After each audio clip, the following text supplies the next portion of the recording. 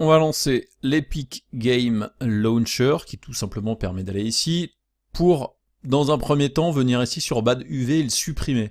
Donc supprimer un projet, c'est pas hyper compliqué, il vous suffit juste de faire un clic droit dessus, et de faire effacer. On peut faire cloner, on peut créer un raccourci qui va vous permettre de balancer un raccourci sur votre bureau, et on peut même afficher le répertoire spécifique du projet. Donc soit vous faites un clic droit ici et vous faites effacer, soit directement dans la fenêtre de projet, donc dans les projets Unreal que vous avez enregistrés, vous pouvez même supprimer le dossier directement. Donc moi je suis plutôt fan de le faire de cette manière-là. Il me demande si je veux supprimer 121 fichiers, je fais OK. Et maintenant, ce que je voudrais faire, c'est tout simplement créer un nouveau projet. Donc c'est pas hyper compliqué, ce que je vais faire, c'est que je vais venir lancer Unreal Engine ici, ça va me permettre de démarrer une nouvelle session d'Unreal, et je vais pouvoir créer un nouveau projet. Comme il va arriver vers peut-être une fenêtre dans laquelle il n'y a pas de projet ouvert, il va me proposer certainement de créer un nouveau projet.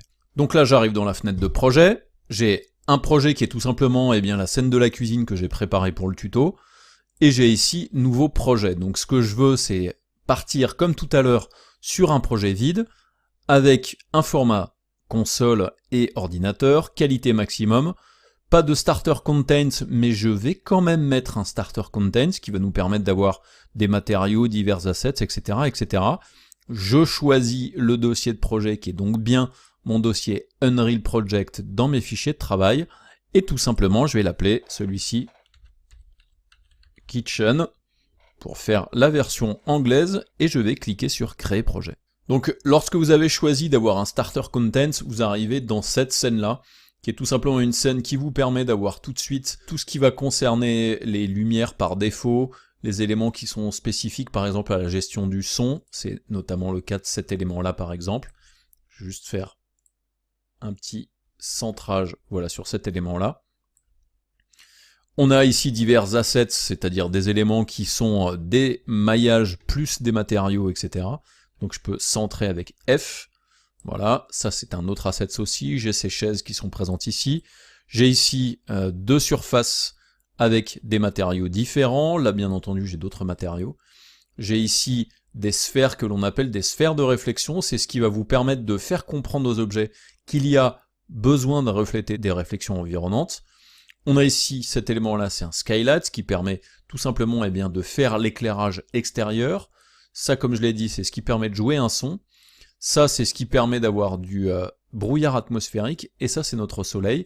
Et on a à peu près tout ce qui est nécessaire d'avoir au départ dans une scène classique d'Unreal. Sauf que nous, en fait, on va pas partir comme ça.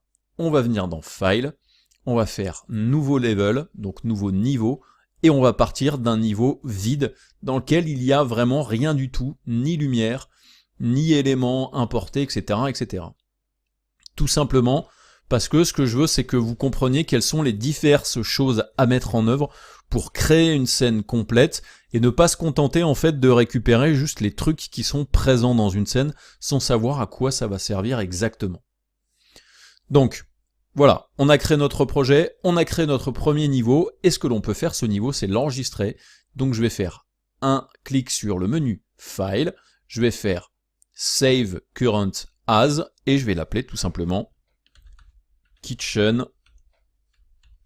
Final. Je fais Save, il sauvegarde, et là maintenant dans mon content, j'ai ici un Kitchen Final qui est tout simplement la matérialisation d'un niveau.